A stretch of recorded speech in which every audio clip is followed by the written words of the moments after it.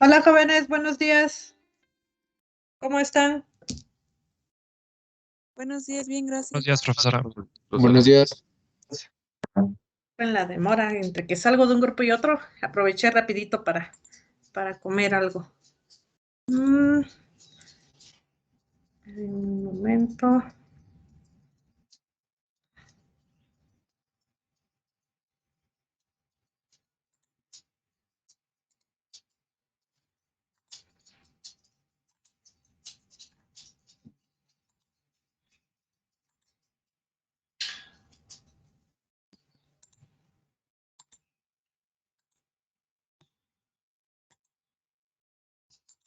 Listo.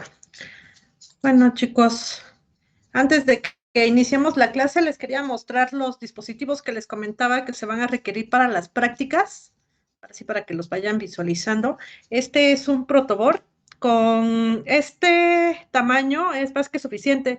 De hecho, yo aquí tengo armada la práctica que a mi parecer va a ser la más grande para implementación en laboratorio. Entonces cabe perfectamente en este tamaño de protoboard. Si adquieren uno más pequeño, bueno, el que es más pequeño es la mitad de este, entonces pues no les va a alcanzar. En su defecto, pues lo pueden unir con otro más grande, no hay problema con ello.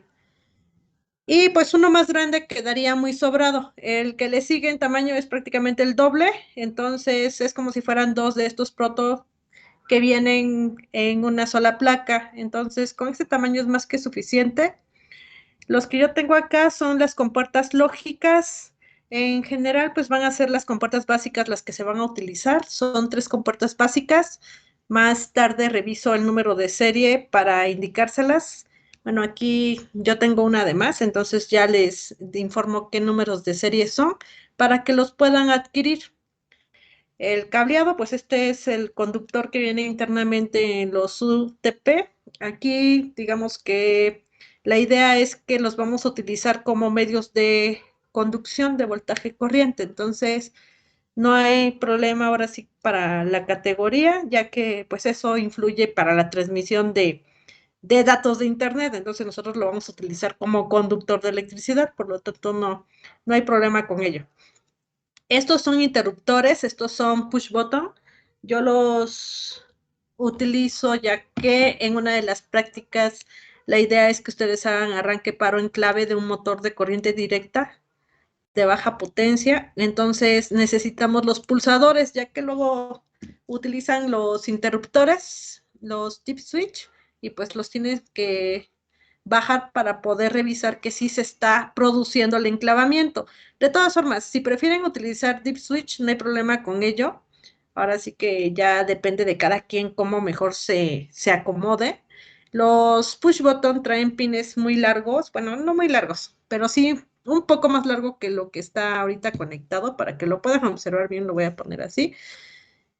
Yo se los corté ya que tiene como unas muesquitas que son para sujetarse y que no se vayan a salir. Entonces, con esas muesquitas, pues si los insertan directamente en el protoboard, pues ya no los van a poder sacar. Entonces yo se los corté pues para poderlos mover y también para que no queden muy levantados.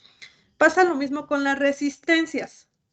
Las resistencias pues vienen en paquetitos de 10, algunas veces en algunos lugares les venden paquetitos de 5, entonces pues traen un conductor muy largo. Igual las resistencias yo las corto para que queden en el tamaño pues adecuado. Ahora sí lo pongo así también para que puedan ver el tamaño de los pines, para que no me genere interferencia. Les comentaba que pues un cable que se encuentra de manera vertical funciona como antena, entonces recibe señales. No es como que van a recibir una señal de radio o algo así, sino que van a recibir ruido. Entonces, eso pues es una interferencia en los circuitos, que de alguna forma en digital no nos afecta mucho, pero si tenemos ya un circuito compuesto tanto por partes analógicas o partes digitales, pues esos cables sí nos van a empezar a interferir. Las resistencias, jóvenes, con que adquieren resistencias de 220 ohms o de 330 es suficiente para el principio de lo que vienen siendo las primeras prácticas. La de 220, su código de colores es rojo, rojo, café. La de 330 es naranja, naranja, café. Recuerden, bueno, por ahí quienes hayan sido mis alumnos en circuitos eléctricos, vimos lo que era rápidamente el código de colores. Entonces, las resistencias traen unas líneas de colores que nos indican su capacidad óhmica.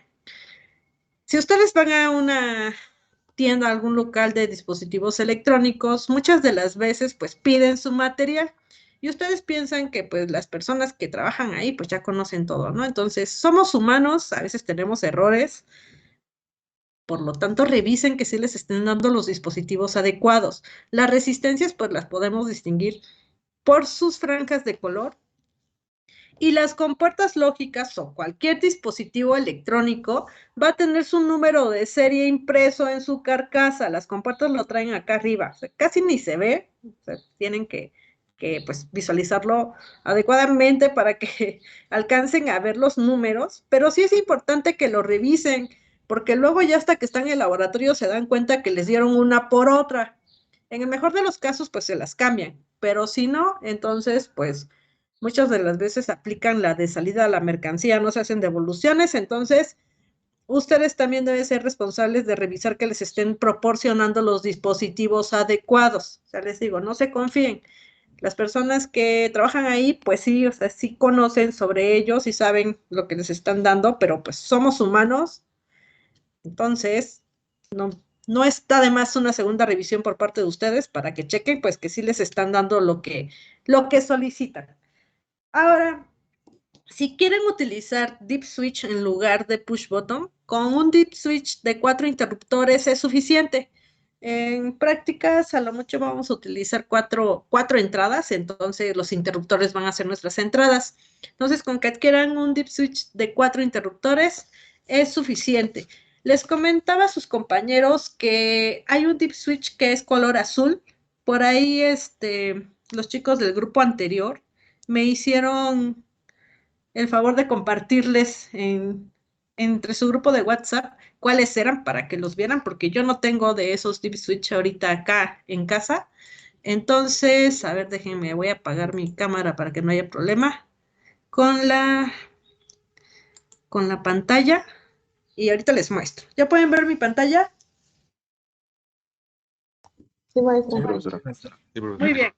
Entonces, les comentaba que este Deep Switch que es azul no se puede insertar bien en el protoboard.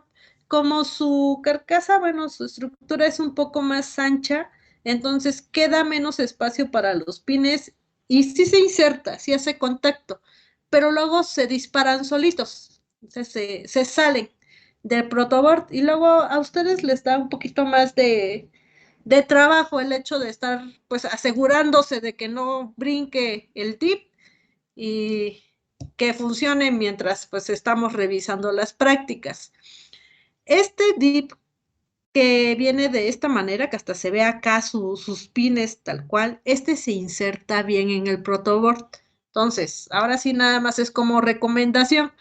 Si ustedes adquieren uno de no hay ningún problema, va a funcionar, funciona exactamente igual, nada más que tiene ese detalle que luego no se inserta adecuadamente en el protoboard. Estos son los interruptores, este es un DIP de 8 interruptores. Entonces, estos son pues como un apagador, por ejemplo, de sus casas, de las luminarias de sus casas. Entonces, si lo suben, se enciende. Si lo bajan, se apaga. Es un simple interruptor. Nos va a servir para poder simular las entradas de los circuitos. Les comentaba, con uno de 4 es más que suficiente. Si no lo encuentran de 4 ya de 8, no hay ningún problema. Nada más utilizamos las que se requieran. Muchos a veces utilizan o adquieren el de 8 porque están muy cercanos. O sea, si se dan cuenta, aquí está utilizando el espacio de 3 cuadritos de sus libretos. Es un dispositivo muy pequeño. Cuando simulan las prácticas, pues con sus dedos es a veces hasta complejo subir estos interruptores. Entonces lo hacen con pinzas, con su lápiz, con su pluma. Entonces, luego lo que yo he visto que hacen los chicos es, para que no estén muy cerquita, utilizan el 1, el 3, el 5 y el 7. Así quedan más separados y ya los pares los dejan libres. Ahora sí que ya es cuestión de cada quien. Nada más era pues para mostrarles eso, para que se fueran dando una idea de qué es lo que se va a utilizar para la realización de las prácticas. ¿Dudas, chicos, antes de que iniciemos con nuestra clase? Profesora, Dime. usted nos va a decir qué materiales vamos a ocupar antes de empezar las prácticas. Correcto. Aunque por lo general vamos a utilizar las mismas compuertas. Entonces voy a hacer lo más posible para darles pues, todo el material, al menos de la primera mitad del semestre. Ya de ahí ya nos vamos acomodando, ¿ok? Entonces, para la primera parte, realmente van a utilizar las mismas compuertas. Todo depende mucho de la simplificación. O sea, yo les voy a decir que pues ustedes adquieran esto. Ya sobre la marcha, si ustedes dicen, no, es que a mí se me facilita, pues igual y adquirir otras más, pues ya queda en cada quien. Pero la idea es para que no los tengamos que estar sacando a cada rato por material. El detalle está que se les vaya a dañar. Entonces, pues en caso de que se llegue a dañar, hay que adquirir otros. Ya les voy explicando más adelante todo esto. Pero en sí, pues van a ser las mismas compuertas, al menos para las 3 primeras prácticas. Los mismos interruptores, eso mismo, es decir, el push button o el dip switch, son los que van a seguir utilizando, el mismo cableado, el mismo protoboard, las mismas resistencias. Entonces, la siguiente semana ya les estaré haciendo llegar esta parte para que pues ustedes sepan qué compuertas son las que se van a utilizar. En su defecto, no, es que ahorita para mañana ya es muy próximo. De todas formas, voy a revisar. Si mañana en la tarde ya lo tengo, se los comparto por sus grupos. Y también se los dejo aquí en el canal general. ¿Les parece? Sí. Sí, maestra. Sí, profesora. Igual para que puedan ir previniendo esto y pues que no les agarren las prisas. Bueno, chicos, ahora sí, antes que nada voy a inicializar la grabación. Las grabaciones, si se me olvida, avísenme por favor que inicie la grabación. Estas grabaciones se quedan acá. Yo les genero un canal exclusivamente para las videoconferencias para que no se enreden los archivos. Entonces, acá dentro de videoconferencias hay una pestaña que dice archivos.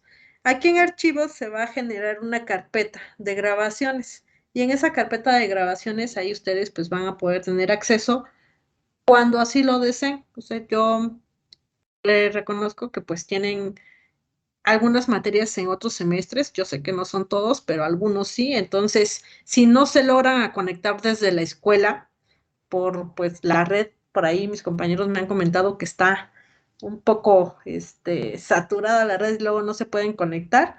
Entonces, pues para que puedan ver las clases después.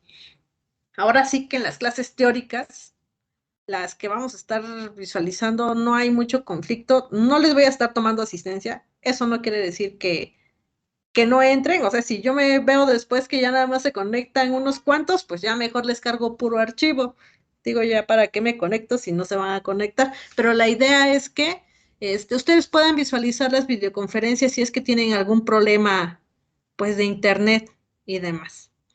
Entonces, pues aquí las van a encontrar, ahorita no hay nada porque la carpeta se genera hasta que haya la primera grabación, es decir, después de hoy ya se va a generar la carpeta en donde van a poder ingresar. Y pues ya no lo tienen que andar descargando, además aquí mismo lo pueden ejecutar. Entonces, a ver, ¿dónde estaba? Ah, bueno, estamos aquí. Ahora sí, vamos a comenzar con nuestra clase. Vamos a inicializar con los conceptos. A ver, que ahora sí no.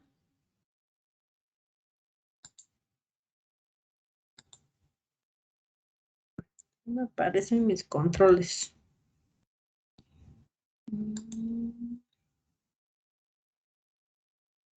Espérame, déjeme ver si puedo acomodarla.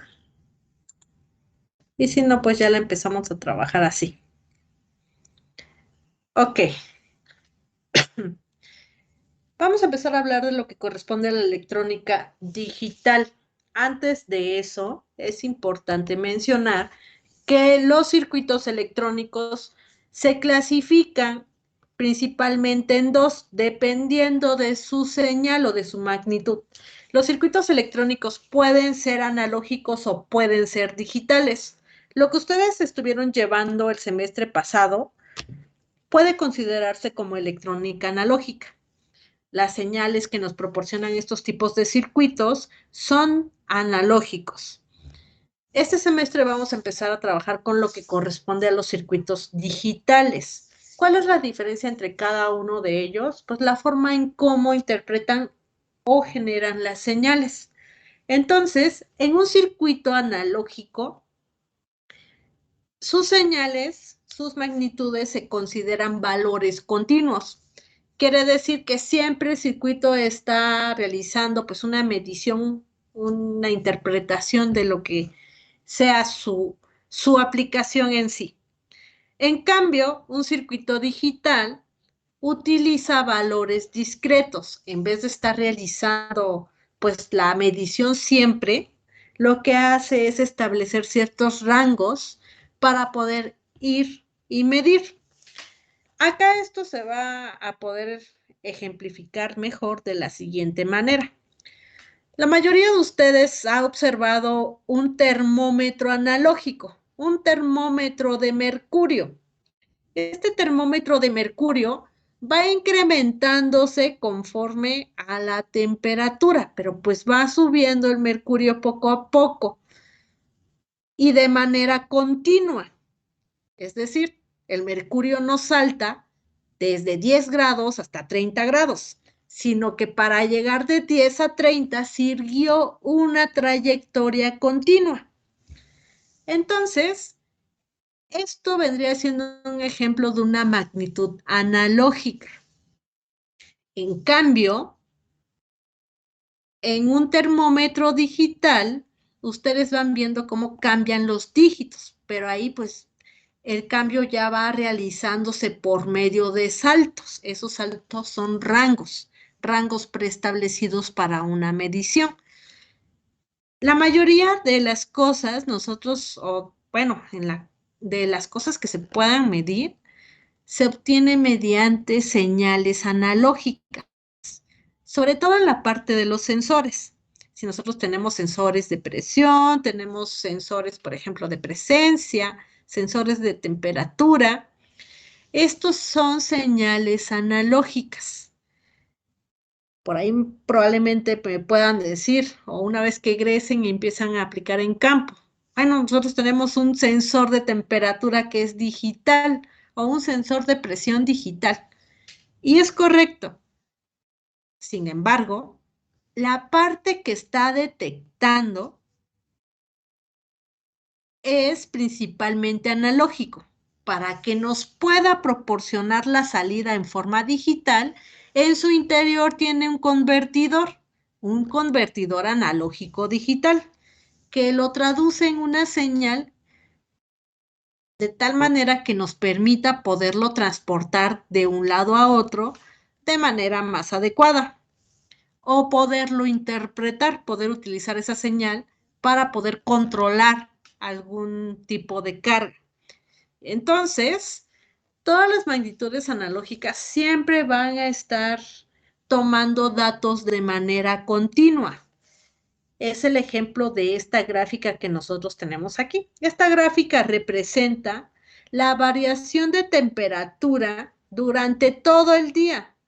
Entonces, esta gráfica, al ser analógica, nos permitiría a nosotros saber cuál era la temperatura precisa a la 1:30, por ejemplo, a las 7:15, a las 5 de la tarde con 45 minutos, por ejemplo, porque fue realizando la medición de manera continua a través de todo el día, sin ningún intervalo, lo que nos permite pues obtener este tipo de gráfica lineal.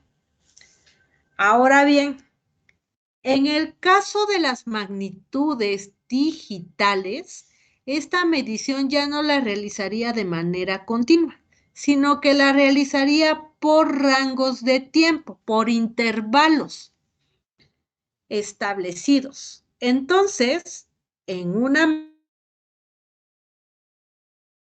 magnitud digital, esta gráfica aún no es 100% digital. Esta gráfica es un primer paso para la digitalización. En esta gráfica, en vez de tener una cantidad infinita de mediciones, ya nada más tenemos 24, porque solamente se realizó una medición por cada lapso de hora. Entonces, en vez de mantener continuamente la medición, en los digitales establecemos rangos para poderlo medir. Estas señales se convertirían en voltaje o corriente. Entonces, va a existir un voltaje diferente, por ejemplo, acá en donde inicia, que es a las 12 horas, que aquí cuando son las 2 de la tarde. La cantidad de voltaje va a ser diferente. Esa cantidad de voltaje ingresa a un convertidor analógico digital y a la salida vamos a obtener una serie de bits. Es decir, vamos a tener unos y ceros que van a ser el equivalente binario de esta magnitud eléctrica. Entonces, en los circuitos digitales se trabaja directamente con bits.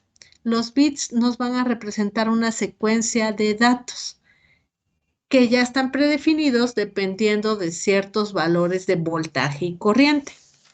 ¿Dudas hasta acá? No, maestra. No, profesora. Muy bien. Vamos a continuar. Esta presentación ya está cargada en su blog de notas antes de esto. Bueno, esta semana con todo lo que ha conllevado el inicio de este semestre en una nueva modalidad, pues no me permitió cargarles con tiempo sus documentos, ya que también el día viernes terminé curso intersemestral y lo de las planeaciones que nos estaban solicitando, pues me saturó un poco. Pero a partir de la siguiente semana, pues ya la mayoría que ha trabajado conmigo sabe que yo les cargo su blog de notas previamente. No todo, porque hay algunos archivos que los vamos desarrollando en clase. Entonces, esos archivos sí se les va a cargar después. Ahora sí, lo que estoy haciendo ahorita es como intentar cargárselos a terminar la clase. Eso depende mucho de cuánto tiempo me quede antes de iniciar con el siguiente grupo. En su defecto, se los estaría cargando ya ese mismo día más tarde. Pero lo que son presentaciones, los que son así de PowerPoint, sus compañeros anteriormente sí me pedían que se los subiera con anticipación, ya que algunos pues tienen espacios muertos y pues pueden entrar a revisar previamente la teoría. Entonces, lo que son PowerPoints, eso sí se los voy a poder cargar previamente. Los de la siguiente semana, bueno, creo que la siguiente semana nada más sería una presentación. Yo se las estaría cargando desde domingo. Generalmente, si tengo espacio, se los cargo desde sábado. Pero si no, pues ya domingo ya estaría listo su blog de notas de la semana. Entonces, eso fue una pequeña indicación que luego se me llega a pasar. Ahora sí, vamos para acá.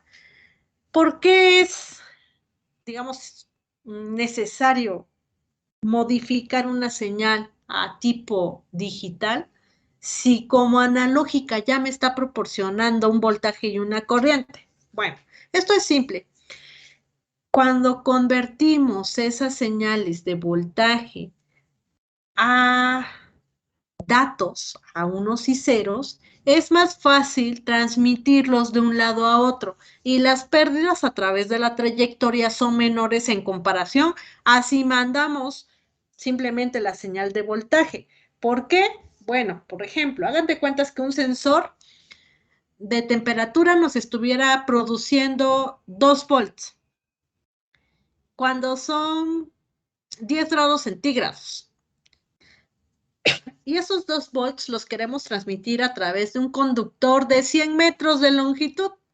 Entonces, vamos a mandar 2 volts, pero lo que nos va a llegar, pues va a ser esos 2 volts menos la caída de tensión por la resistencia de ese conductor. Ahora, si nos marca, por ejemplo, 3.5 volts cuando se obtiene una temperatura más alta, de unos 3.5, hablando de un sensor de temperatura de coeficiente positivo. Entonces, si nos manda 3.5, pues también va a llegar tal vez un poco más de voltaje. Pero la diferencia entre uno y otro puede que no sea tan significativa y que el dispositivo que esté recibiendo hasta el final no sepa interpretar realmente cuál era la temperatura que se estaba midiendo en el momento. En cambio, si lo convertimos a una señal digital, la cosa cambia. ¿Por qué cambia? Voy a regresarme una diapositiva. Hagan de cuentas que acá, si este es un voltaje, va a tener una serie de bits exclusivamente para este voltaje. Para este va a tener otra serie de bits exclusivamente para él, que no se repite con los demás. Para este va a tener otra serie de bits. Entonces, cuando lo transmitimos, ya no mandamos el voltaje tal cual, sino mandamos una secuencia de ceros y unos que es equivalente a esa magnitud analógica cuando está a determinada temperatura, siguiendo el ejemplo de la medición de temperatura en el día. Entonces, en vez de mandar una señal de 2 volts, por ejemplo, mandamos unos y ceros. Y el dispositivo que recibe la señal empieza a revisar. A ver, me llegaron 11001. Este número es equivalente a una temperatura de 10 grados centígrados. Las pérdidas se simplifican porque en sistemas digitales nada más tenemos de dos, o está encendido o está apagado, lo cual se traduce a bits, que son unos y ceros. Aparte de ello, también representan una ventaja importante cuando los queremos almacenar. Esto nosotros pues lo hemos visto directamente en nuestras USB. Es más, algunos ya ni siquiera utilizamos USBs. Pero ¿qué tal sus papás en algún momento llegaron a tener, por ejemplo, cassettes para escuchar música? Algunos otros hasta tal vez llegaron a tener LPs para escuchar música. ¿Y cuánto se podía almacenar en estos elementos que eran analógicos? Pues muy poco y eran muy grandes. Entonces, ahora ustedes en sus USBs, pues cuántas canciones no pueden grabar, ¿no? Dependiendo de la capacidad de memoria que tenga su USB. No nada más pueden grabar música, también pueden grabar video, pueden grabar texto. Entonces, todos estos dispositivos ya están en formato digital. Su capacidad de almacenamiento es mucho mayor porque los almacenamos como bits. ¿Dudas, chicos?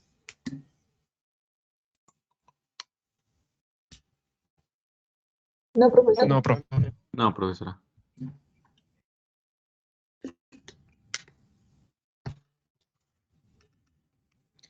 Ahora vamos a hablar de los dígitos binarios. Ya los introduje un poco, ya les comenté que hablamos de unos y ceros. Esos unos y ceros los conocemos como dígitos binarios, que también son niveles lógicos. Y que cuando transferimos datos de un lado a otro, lo hacemos mediformas de ondas digitales. Entonces, ¿qué son los dígitos binarios? Pues bueno, son los elementos que se utilizan en electrónica digital para representar el estado de la señal. Un dígito binario puede ser un 0 o puede ser un 1, que en digital los nombramos como niveles lógicos. Entonces, solamente hay de dos, o es 0 o es 1. Cuando es 0, en lógica positiva, lo consideramos como que está apagado. Cuando es 1, lo consideramos como encendido. ¿Pero qué representa? En sí también son niveles de voltaje, pero son niveles de voltaje que nada más varían entre dos rangos establecidos. En lógica positiva, un 1 lógico representa alto representa encendido o representa 5 volts para circuitos digitales. El cero lógico representa un nivel bajo, representa apagado o representa 0 volts o tierra. Pero no nada más tenemos lógica positiva. También existe la lógica negativa, que es menos utilizada, porque pues trabaja al revés, pero que también llega a existir. Es importante mencionar que, por ejemplo, algunos sensores funcionan con lógica negativa. Por ejemplo, un sensor de presencia. Nosotros podríamos pensar que, pues por lógica, el sensor de presencia se va a encender cuando detecta que hay una presencia, que hay alguien, que hay algo. Pero puede que el sensor venga estructurado de manera inversa. Puede que el sensor se encienda cuando ya no detecte nada. Puede pasar lo mismo con un sensor de nivel. Un sensor de nivel podríamos pensar que va a estar detectando cuando pues está sumergido en el líquido que esté pues censando, ¿no? Y que la señal eléctrica pues nos la va a estar mandando siempre y cuando pues esté sumergido. Pero hay sensores de nivel que nos mandan la señal cuando el líquido cae por abajo de ellos. Es decir, cuando ya no está detectando líquido, entonces manda la señal para avisar que el líquido ya bajó.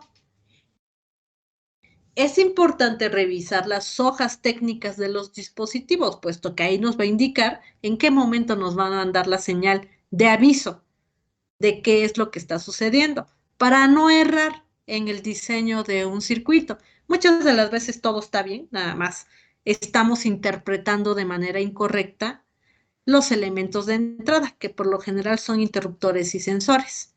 Entonces, por lo general se trabaja con lógica positiva, pero existe la lógica negativa. Es menos utilizada, pero sí existe. Entonces, en la lógica negativa, un 1 representaría apagado y un 0 representaría encendido. ¿Dudas hasta acá, chicos? ¿Cómo vamos a saber cuando sea la lógica negativa o positiva? Bueno, en compuertas lógicas, las compuertas siempre trabajan con lógica positiva. Los interruptores, por ejemplo, los interruptores pues se van a cerrar cuando los presionen o cuando los suba. En el caso de los sensores, viene especificado en su hoja de datos. Entonces, en las hojas de datos no nada más dice con qué voltaje se alimenta, ni cuál es el orden de su cableado. También nos indica estas consideraciones de detección. Cuando son sensores analógicos, es bastante importante revisarlo, porque lo que les comentaba como ejemplo del sensor de temperatura, los analógicos nos van a mandar una cantidad de voltaje que depende de la temperatura que esté detectando. Va a cambiar el voltaje dependiendo de la temperatura. Cuando son digitales, pues nos manda una secuencia de bits.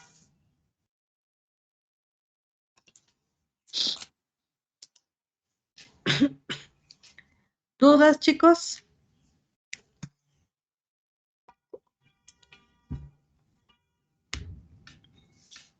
No, todo bien. No, profesora.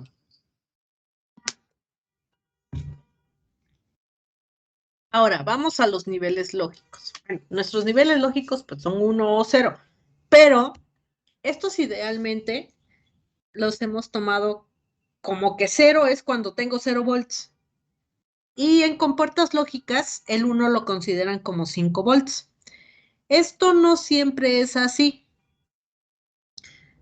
Hagan de cuentas que acá existirá un nivel bajo mínimo y un nivel bajo máximo.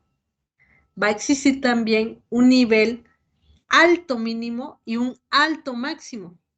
Entonces, por ejemplo, acá sí o sí, pues va a ser 0 volts. pero acá puede que sea aproximadamente unos 0.8 volts. Esto va a depender de cada tecnología de compuerta. Más adelante les explico lo de las tecnologías. Entonces, cada tecnología va a tener sus rangos específicos. Por lo tanto, desde 0 volts hasta 0.8, tomándolo como ejemplo, se consideraría cero lógico. Ahora, el 1 lógico se podría considerar desde 3.5 volts hasta 5 volts. Si la señal cae, por ejemplo, en 4 volts, la compuerta lógica lo va a interpretar como un 1. Si cae en 0.5 volts, lo va a considerar como un 0. Pero, ¿qué va a pasar si cae, por ejemplo, en 2 volts?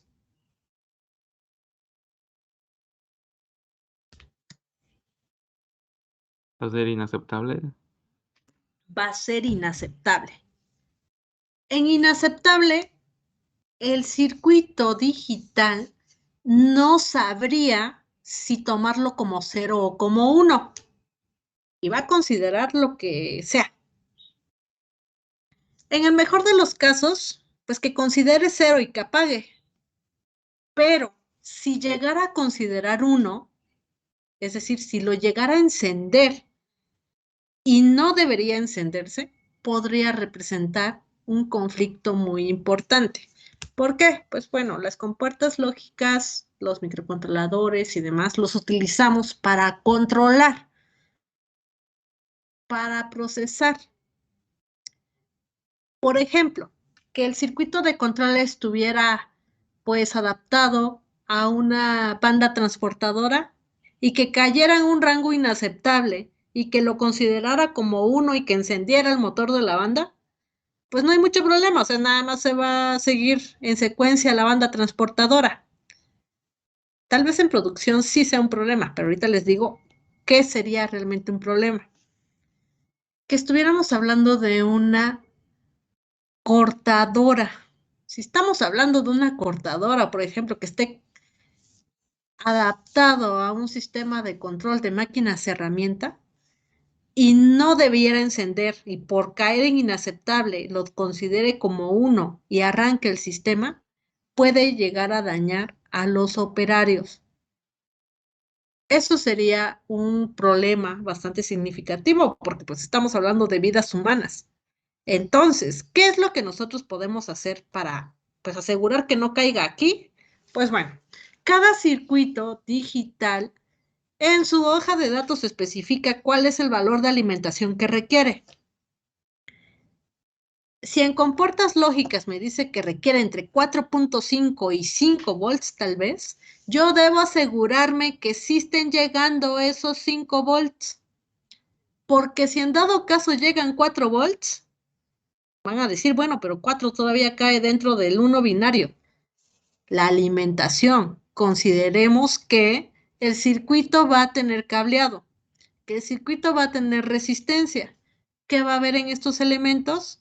Pues caída de tensión. O sea, va a irsele disminuyendo la cantidad de voltaje para que lo que llegue hasta el final, pues ya no van a ser esos 4 volts, sino va a ser 4 menos lo que se quedó en el camino. Entonces, si mi circuito dice que necesita 5 volts para alimentarse, necesitamos asegurarnos que le lleguen esos 5 volts. Esto para proteger que sí responda adecuadamente y que no caiga en este rango inaceptable. ¿Dudas, chicos? No, profesora. De acuerdo. Entonces, en laboratorio, ¿qué es lo que tienen que asegurarse? Con con el multímetro, tienen que revisar que sí hayan 5 volts de alimentación para tomar de la fuente y conectarlo hacia su protoboard. Eso es lo que tenemos que revisar. Yo les comentaba que si tenían por ahí cargadores de celular, que ya no utilicen, obviamente, pues los pueden pelar, les pueden cortar el conector y de ahí obtener la punta positiva y negativa para alimentar, pero también tienen que asegurarse que sean por lo menos 4.5 volts para que la alimentación sea adecuada para su protoboard. Ahora, vamos a las formas de onda digitales. Las formas de onda digitales van a ser tipo cuadrada. Aquí, cuando pasa de bajo a alto, representaría un 1 lógico. Cuando pasa de alto a bajo, representa un 0 lógico. Entonces, con formas de onda cuadrada se van representando los ceros y los unos, donde 0 pues generalmente son 0 volts y 1 representaría el valor máximo de voltaje que se esté aplicando, que pues en digital generalmente lo consideramos como 5 volts, pero puede ser algunos otros valores de tensión nominales, por ejemplo, 6 volts, 12 volts para la transmisión. Entonces, eso es lo que representan las formas de onda cuadrada en sistemas digitales, unos y ceros.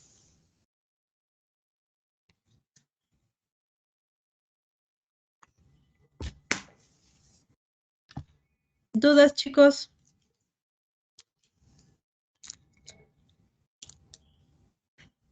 En la primer cuadrito está pasando de 0 a 1, ¿verdad, profesora? Así es, está pasando de 0 a alto o al flanco, digamos, de subida. Entonces, este representa 1, este representa 0. Aquí, pues, no se percibe muy bien porque están por separado. Ya en las siguientes diapositivas ya viene en secuencia. ¿Alguna otra duda, jóvenes?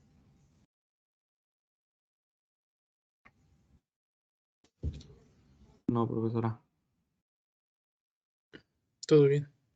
De acuerdo. Entonces tenemos que estas formas de onda cuadrada en sistemas digitales representan bits o representan ceros y unos. Tenemos dos tipos de formas de onda, que son las periódicas y las no periódicas. Las periódicas, pues su ciclo se va a repetir de forma igual siempre.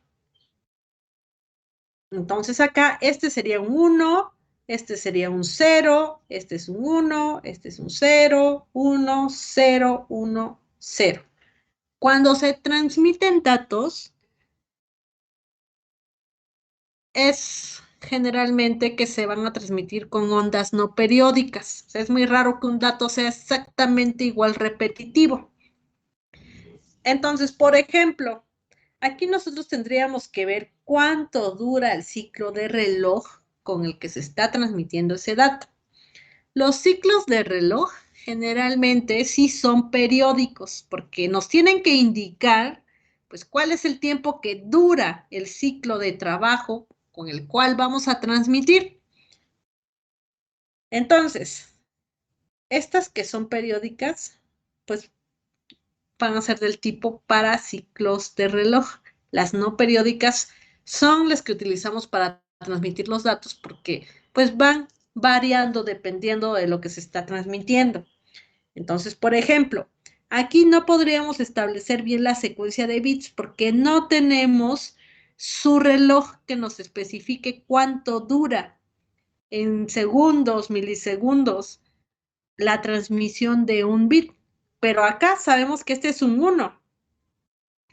Esto, si lo vemos así al tanteo, podríamos decir que es aproximadamente 3 veces el espacio de este 1 de acá.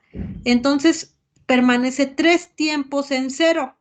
Quiere decir que acá serían 3 ceros. Acá, pues casi es aproximadamente lo mismo que acá, pero aquí permanece en 1. Entonces, podríamos decir que son 3 unos. Entonces va 1, 0, 0, 0, 1, 1, 1, 0, 1, 0, 1, 1, y luego 0, 0, 0, 0, 0, 0, tal vez. 1, 1, 0, 0, 1, 1, 1. Les decía, acá lo estamos haciendo el tanteo, porque no tenemos la señal de reloj que nos especifica cuánto tiempo dura un bit. ¿Dudas hasta acá? No, profe. No, maestra.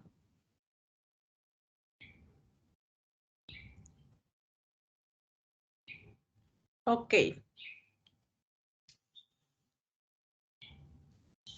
Entonces, para poder definir cuál es la secuencia de bits en una onda periódica, digo, en una onda no periódica, requerimos que vaya acompañada de su reloj. El reloj viene definido por un pulso alto y un pulso bajo. Quiere decir que su ciclo está compuesto por un pulso alto y uno bajo. Y de ahí se vuelve a repetir y es exactamente el mismo tiempo para cada ciclo, porque el reloj tiene un tipo de onda periódica. Entonces, un ciclo representa el tiempo de bit. Acá sí ya podemos observar directamente que acá es 1, porque está dentro de un ciclo de reloj. Aquí es 0, aquí es 1. Aquí permanece 2 ciclos de reloj en bajo. Aquí permanece 2 ciclos de reloj en alto. Aquí otra vez 2 ciclos de reloj en bajo, uno en alto, uno en bajo. Y acá, de esta manera, acompañado de su reloj, nosotros ya podemos saber específicamente cuál es la secuencia de bits que se están transmitiendo. Los espero, si es que van a copiar hasta acá, me indican si podemos continuar.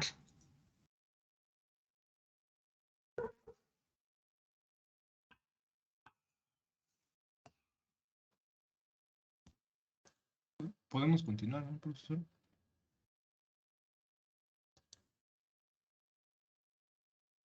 Muy bien. Entonces, ¿queda claro hasta acá lo que es una onda periódica, lo que es una onda no periódica?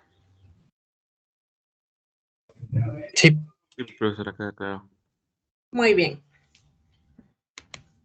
Ahora vamos a la transferencia de datos. Los datos en sí son grupos de bits.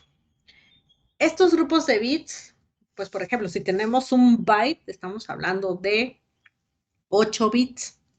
Si tenemos un nibble, estamos hablando de 4 bits, es decir, un nibble es la mitad de un byte. Los bits siempre se van a transportar por grupos. Y al pasar un grupo, se suele mandar un pin, se suele mandar una señal que indica que hasta ahí terminó el grupo. Y luego se manda otro grupo y se manda otro pin y así sucesivamente. Esto nos sirve para detectar ciertos errores en las transmisiones. Estas transmisiones pues son muy rápidas. Pero cuando hablamos de las velocidades de Internet, se refieren a cuántos bits se pueden transmitir por segundo. Entonces imagínense cuántos unos y ceros se están mandando. Entre ese montón de ceros y unos, pues puede llegar a haber ciertos errores que son mínimos en comparación a cuando se transmiten las señales de manera analógica. Entonces, la idea de mandarlos por grupos también es para disminuir la cantidad de errores que se puedan presentar a través de la trayectoria. Ahora, pues todos estos datos en la actualidad se representan mediante señales digitales. Sus dispositivos móviles, es decir, sus celulares, sus computadoras, sus televisores, trabajan por medio de señales digitales que facilitan pues la transmisión de datos de un lado a otro. O sea, cuando se mandan mensajes de texto, audios, lo que están haciendo es mandar señales digitales vía inalámbrica y pues el receptor pues lo tiene que recibir también con un medio de recepción pues digital. A través de todo esto pues hay muchos procesos, o sea, se requieren antenas y demás, que ya no entra directamente en la parte de la asignatura. Pero todo esto influye cuando se están enviando, recibiendo datos. Lo que estamos mandando son series de unos y ceros. Ahora, lo que es importante es que si estamos mandando señales digitales, estas tienen que ser recibidas por dispositivos digitales. En su defecto no lo van a entender. Entonces, si estamos mandando una secuencia de bits digitales, tiene que ser recibido por un circuito digital. Si tenemos un circuito analógico, no se va a comprender. Tienen que estar en el mismo lenguaje de comunicación. Se les comentaba, por ejemplo, si no tiene un amigo de intercambio, por ejemplo, que venga, pues, no sé, de Brasil y que nada más por tu, pues no le vamos a entender tal vez, ¿no? A menos de que tengamos alguien que nos apoye a traducir. Entonces, si yo tengo un sistema analógico y va a ser recibido por uno digital, necesito a alguien que me convierta en medio, un convertidor analógico digital. O si tengo un sistema digital y tiene que ser recibido por un analógico, necesito tener un conversor digital analógico en medio, para que ahora sí estemos en la misma sintonía. O en su defecto, si es digital, lo tiene que recibir un digital. Si es analógico, lo tiene que recibir un analógico. Pero si hay necesidad de conversión, tenemos que utilizar un dispositivo que sea adecuado para ello. La idea es que quede claro que no podemos mandar un dato digital directamente a un analógico. Tiene que haber un medio de conversión en medio. ¿Dudas hasta acá, chicos? No, maestra. No, todo bien. Ahora, hasta acá llegamos con nuestra introducción. Les comentaba, esta presentación pues ya se encuentra en su blog de notas. Lo que vamos a ver ahora, eso todavía no se encuentra en su blog. Al terminar la clase ya se lo subo. ¿Dónde está? Vamos aquí. Bueno, pues estamos hablando de bits y de ceros y unos. Los sistemas digitales se comunican en binario. El binario es el sistema de numeración que trabaja solamente con dos dígitos, que son ceros y unos. Pero en ocasiones tenemos secuencias de unos y ceros demasiado largas. Entonces, para poderlos transmitir de manera como más fácil o para hacer entendible, pues, para el humano, para que sea un poquito más cercano al lenguaje que utilizamos los humanos, puede también usarse en manera hexadecimal y en forma octal. Estos dos sistemas tienen conversión directa con el binario. Más adelante vamos a ver, pero nos vamos a enfocar en el hexadecimal. El octal es menos utilizado, ya que la conversión es, o bueno, equivale, la simplificación es menos en comparación a utilizar el hexadecimal. Eso no quiere decir que pues no se utilice octal, o sea, sí se utiliza en menos proporción que el hexadecimal. Ahora, pues vamos a empezar a hablar del sistema de numeración binario. Ese sistema de numeración lo consideramos como base 2, porque tiene nada más dos dígitos. Esos dígitos son 0 y 1. Y por medio de estos dos dígitos es que podemos hacer la comunicación entre los sistemas digitales. ¿Dudas hasta acá, chicos?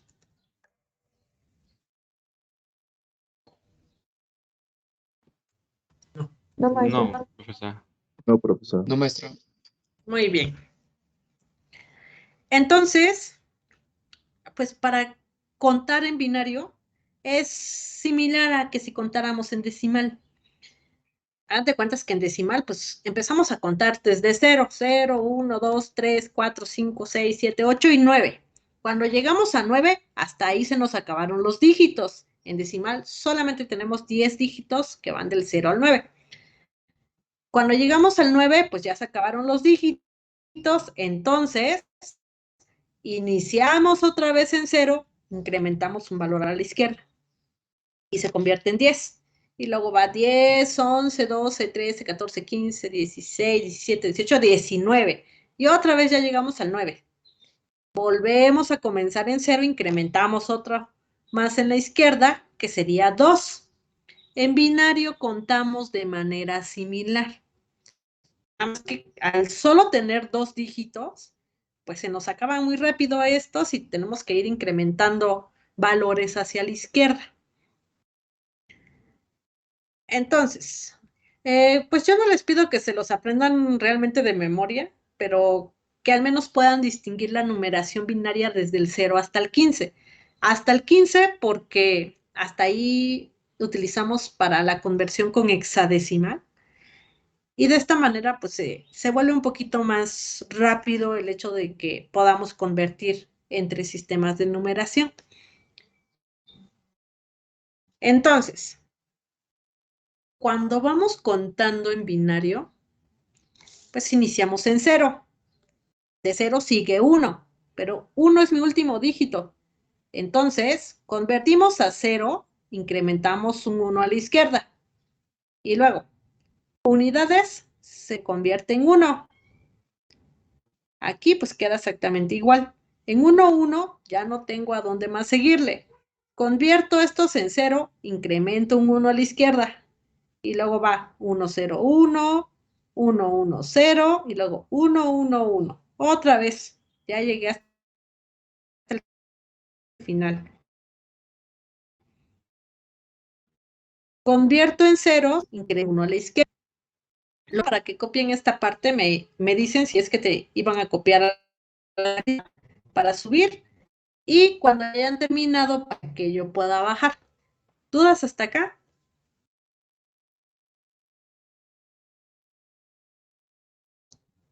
No, profa. No, maestra. Por mi parte, no, profesora. No. Bueno, entonces me avisa cuando pueda bajar la página, por favor.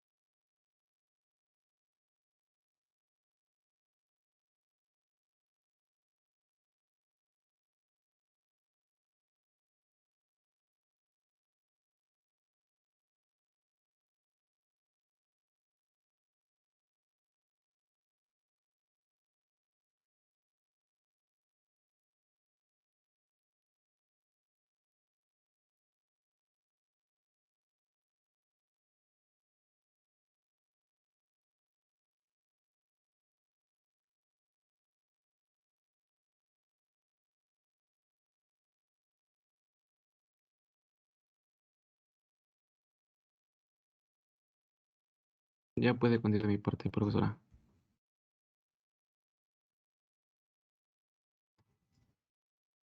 Los demás, ¿ya podemos continuar? Sí, maestra. Sí, profesora. Sí. Entonces, pues ahora vamos a seguir con nuestra numeración. Nos quedamos en 1, 0, 0, 0. Entonces, el 9 sería 1, 0, 0, 1. El 10 es 1, 0, 1, 0. 11, 1, 0, 1, 1. 12, 1, 1, 0, 0. 13, 1, 1, 0, 1. 14, 1, 1, 1, 0. 15 es 1, 1, 1, 1. Y hasta acá tenemos un nibble. Bueno, 4 bits, medio byte. 16, ¿cómo sería?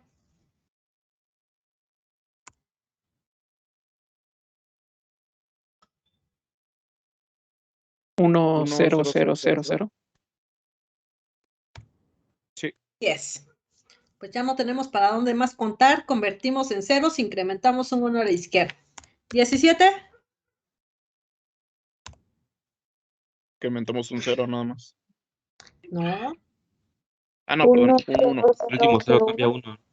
el último 0 cambia a 1. Muy bien. 18. 10.010.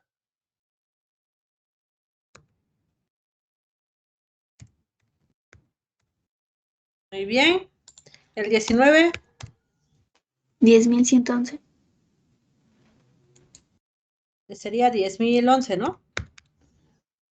Este 0 pasa a 1. 120. 10.111. 10.100, ¿no? Estos pasan a ser ceros y este se convierte en 1.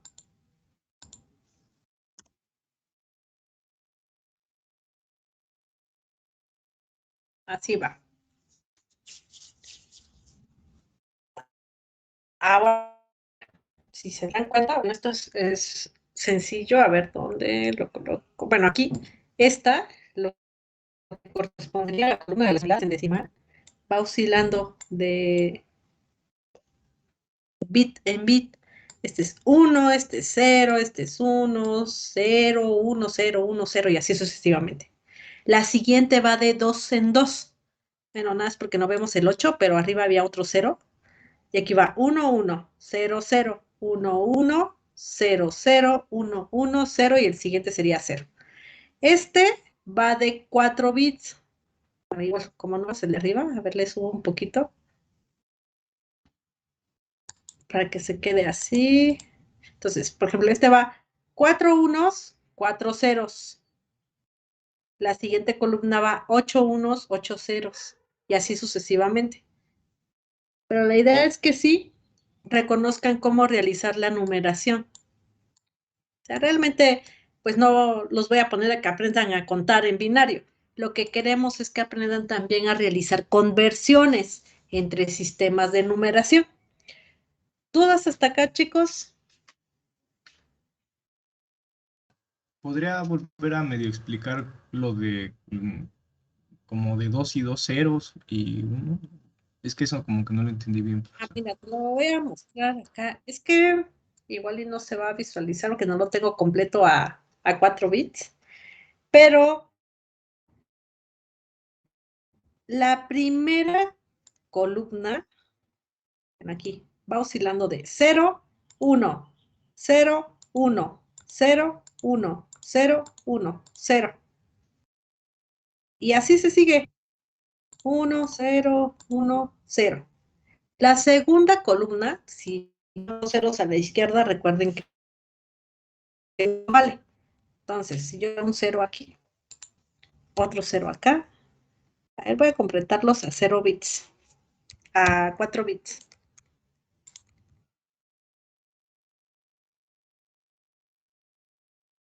Para que lo visualicen. Esta columna va 0, 0, 1, 0, 0, 1, 1. Y así sucesivamente para abajo. La tercera columna va 0, 0, 0, 0, 1, 1, 1, 1. Y luego van otros 4 ceros y luego otros 4 unos. La siguiente columna va de 8. 1, 2, 3, 4, 5, 6, 7, 8. Ahora empezamos con los unos. Un 1, 2, 3, 4, 5, 6, 7 y 8. Si tuviéramos una quinta columna, ¿cómo iría? ¿Cuántos ceros primero? 16. 16 y después 16 unos. Entonces, por eso les comentaba, no les pido que aprendan o que se aprendan los números en binario realmente, porque es bien fácil colocarlos si es que no nos lo sabemos tal cual de memoria. Van oscilando o hay una secuencia en su numeración. Si no nos lo sabemos así directito, la secuencia columna por columna es sencilla y va en potencias de 2 porque es binaria. ¿Dudas hasta acá, chicos?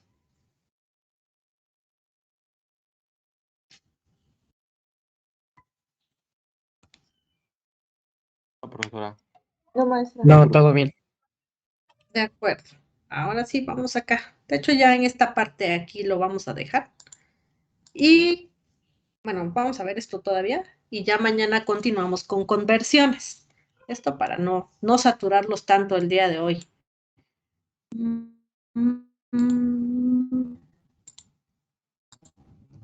A Ahí está.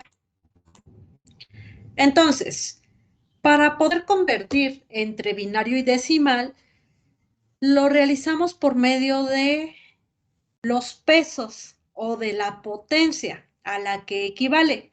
Como es binario, su base es 2. Entonces, hacemos potencia de 2 a un nivel dependiendo de su posición. Empezamos siempre desde 2 a la 0. Eso que no se les olvide. En exámenes luego me empiezan de 2 a la 1 y pues toda su conversión está mal. Y en examen yo les pido que me hagan el procedimiento. Entonces, siempre iniciamos de 2 a la 0. Aquí yo les estoy mostrando esto. El bit que se encuentra hasta la derecha, por decirlo en decimal, el que se encontraría en las unidades, va a ser el que tiene menor valor. Ese bit lo conocemos en sistemas digitales como el bit menos significativo, o por sus siglas en inglés, LSB. En decimales, pues conforme se va incrementando a la izquierda, tenemos unidades, decenas, centenas, unidades de millar, decenas de millar, centenas de millar, etc. Entonces, conforme se va incrementando hacia la izquierda su valor posicional, va aumentando. Por lo tanto, el bit que se encuentra más hacia la izquierda va a ser el bit más significativo o va a ser el bit que va a tener mayor peso. Ese bit lo conocemos por sus siglas en inglés como MSB. Entonces, ahora vean lo que les comentaba de las variaciones de ceros y unos en la tablita anterior. Nosotros tenemos aquí, ya perdí el... no lo encuentro acá. Espérenme.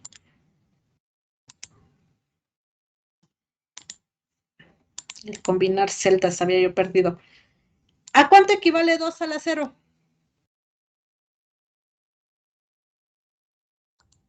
Uno. Equivale a 1. Muy bien. 2 a la 1.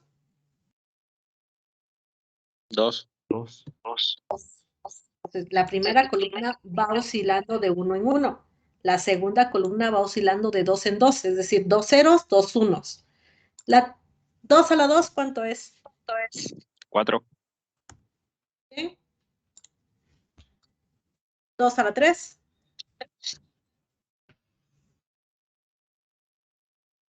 8. 8, ¿no? 8. 2 a la 4. 16. Muy bien. 2 a la 5. 32. 32.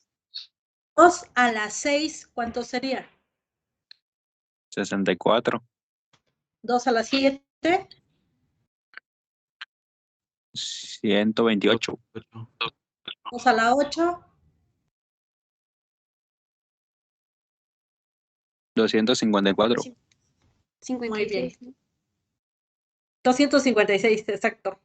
¿Y eso en dónde lo han escuchado ustedes? Esos números.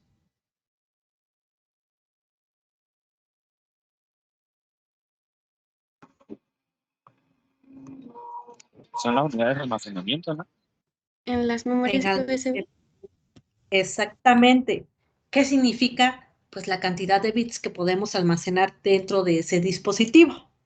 ¿Cuántos ceros y unos caben? Es prácticamente a lo que se está refiriendo. Entonces, pues esas mismas potencias son las que utilizamos para convertir. Aquí les estoy poniendo un número en binario. Ya les estoy diciendo que el que se encuentra hasta la derecha, es el que vale menos y el que se encuentra hasta la izquierda es el que vale más. ¿Cómo convertimos? Pues simplemente multiplicamos por su potencia. Entonces, vamos a hacer rápidamente una conversión ya el día de mañana si ya nos dedicamos de lleno a convertir. ¿Qué hacemos? Pues multiplicar el dígito binario por su potencia. Entonces, 0 por 1. Entonces, 0. 0. 1 por 2. 2. 0. 0. 0. 0 por 8. 0. 1 por 16.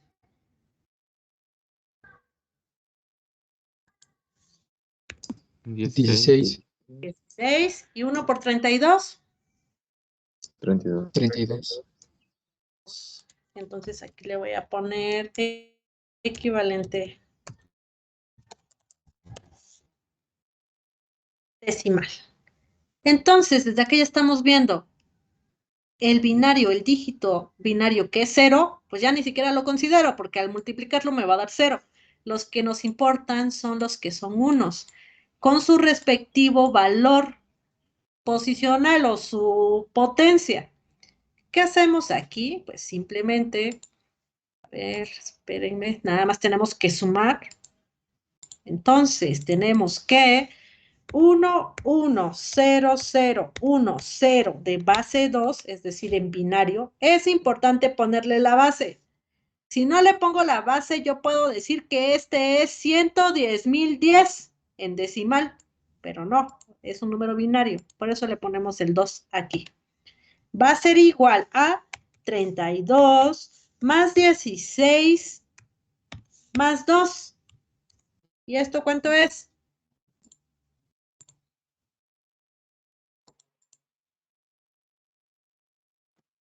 50. Es 50. Y le voy a poner base 10, es decir, que está en decimal. El número, bueno, los decimales no les ponemos la base porque es nuestra numeración, pues base, ahora sí la nominal. Entonces, al no ponerle la base ya sabemos que está en decimal. Pero el binario, si no le ponemos su base, pues podemos confundirnos. El octal también, el hexadecimal, si no tiene ninguna letra en medio, pues también podríamos pensar que se trata de algún número decimal. Entonces, por eso es importante ponerle las bases. Acá, al 50 nada más se las estoy poniendo como representación, pero como es decimal, no habría ningún conflicto con que no se la ponga. Y esta sería mi conversión. ¿Dudas, chicos? Hasta acá, el día de hoy, hasta aquí terminamos, ¿eh? A ver, espérenme, déjenme finalizo la grabación y regreso para acá. Ahora sí, ¿dudas, chicos? Yo la única duda que tengo es lo de en la fila de número binario. No sé a qué se refiere. Ah, este es un número binario. Este es el que convertimos. Es este mismo número que puse aquí. Nada más era para Pero es, ejemplificar. ya, sí, está bien. Y lo puse así para que fuera sobre la misma columna de su peso, de su potencia. Sí, está bien, gracias. Sí, por nada. Yo tengo una duda, profa. Lo que dice estructura de pesos, bueno, los dos a las potencias, ¿ese nunca va a cambiar? Nunca va a cambiar porque es la base de tu número. Un número binario tiene como base 2. Y también lo del 1, 2, 4, 8 tampoco van a cambiar. Tampoco, van en orden. Por eso es importante ponerlos en orden. Les comentaba que el más bajo siempre va a ser 0. Y de ahí se va a ir incrementando en 1, 2, 3, 4 hasta donde llegue. Si tuviéramos otro dígito más aquí, sería 2 a la 6. Y así sucesivamente. Ah, ok, ya depende del número binario que obtengamos, es donde haríamos la conversión. Así es. Ah, ok, gracias.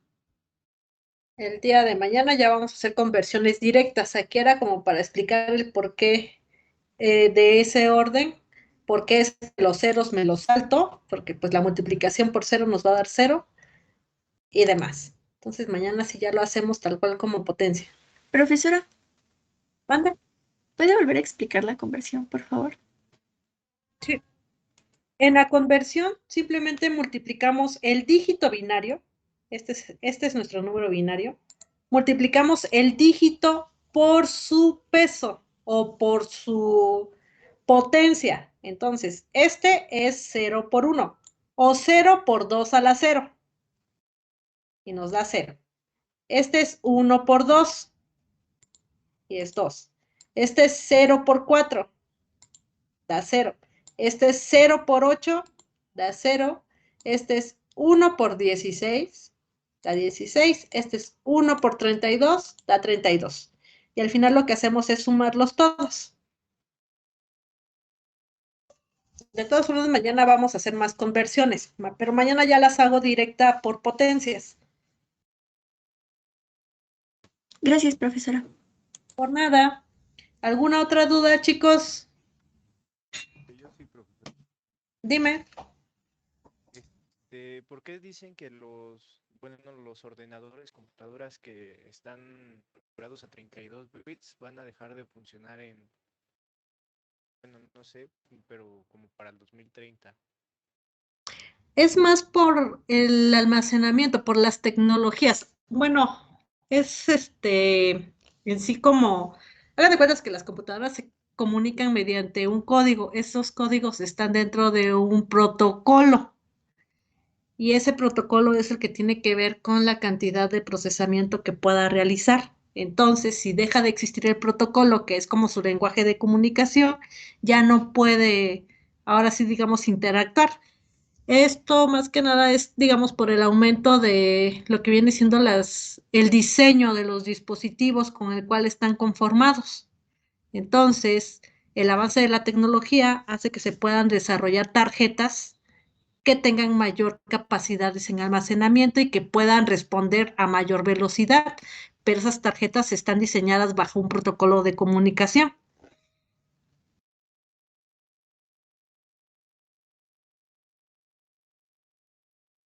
Gracias, profesora. Por nada. Todas, chicos, en lo que esperamos, ahorita ya les cargo este documento en su blog de notas abajo de la presentación. Ahí se los voy a agregar. Y mañana ya seguimos con conversiones.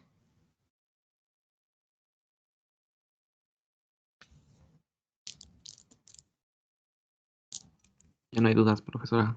Profesor, una duda. Dime. Respecto a la presentación que dice que dijo que ya había subido, a mí no me sale ninguna en mi blog de notas de la clase. A ver, ya terminaron de copiar los demás y voy para allá.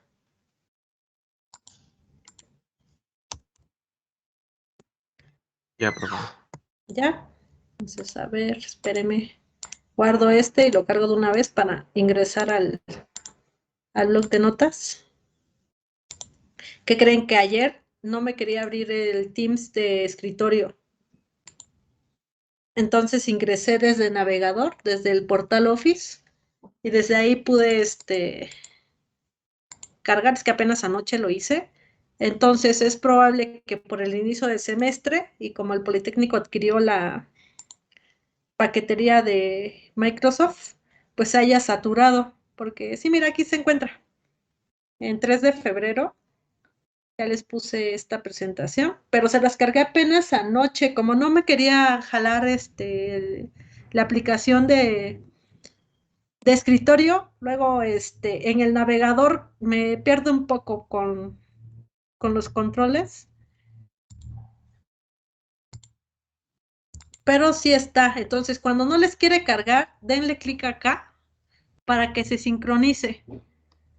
Les digo, ayer estaba bastante feo para poder ingresar. Es más, desde el navegador tuve algunos detalles para poder cargar la presentación de todos. Pero ya el día de hoy ha estado mucho mejor. Ya, ahí ya les cargué el archivo que acabamos de generar abajo de la presentación. Y ya, bueno, para mañana nada más dice que es videoconferencia, porque pues mañana vamos a hacer conversiones, entonces el documento se los cargo al finalizar la clase. ¿Dudas, chicos? No, profesora. Bueno, profesora. Bueno, no, Momento. para recargar. Hasta el momento llevo 26 chicos en equipo, me hace falta pues prácticamente como 9, entonces para que recuerden que tienen que enviarme su relación con quién van a trabajar para que yo les pueda generar sus canales. A los que ya me enviaron, les tiene que aparecer a ustedes el canal general, el de videoconferencias y el de su equipo, para que sepan pues qué número de equipos son.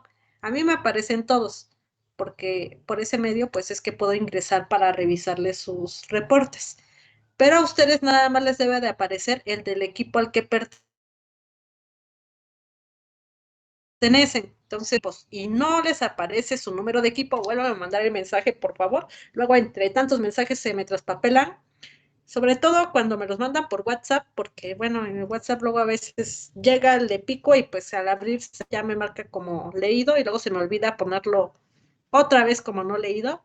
Y acá en el chat de Teams, pues hasta que los abro y entro ahí, entonces ya empiezo a marcarlos. Entonces, nada más como recordatorio los que hagan falta para que yo les pueda generar sus espacios. Profesora, ¿dónde le teníamos que mandar lo de los equipos? ¿Por WhatsApp? Puede ser por WhatsApp o aquí por el chat de Teams. Entonces, nada más no se les olvide especificarme de qué grupo son. Ah, claro. ¿Podría pasarme su número de WhatsApp, por favor? ¿No estás en el grupo? Ah, sí, De- pero creo que no lo, bueno, no lo identifico, no sé ¿Sabes cuál quién es. soy, verdad? A ver, ahorita se los pongo aquí. Mm,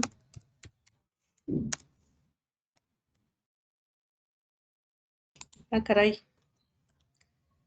Ahí está. Listo, ahí se quedó para que sepan quién soy de todos los que están agregados.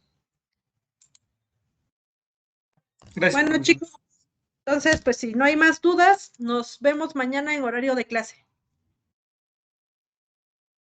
Gracias, profesora. Buen día. Hasta luego. Por Hasta luego. nada, Nos vemos, maestra. hasta Hasta luego, mañana. profesora. Mañana. Hasta mañana, por favor.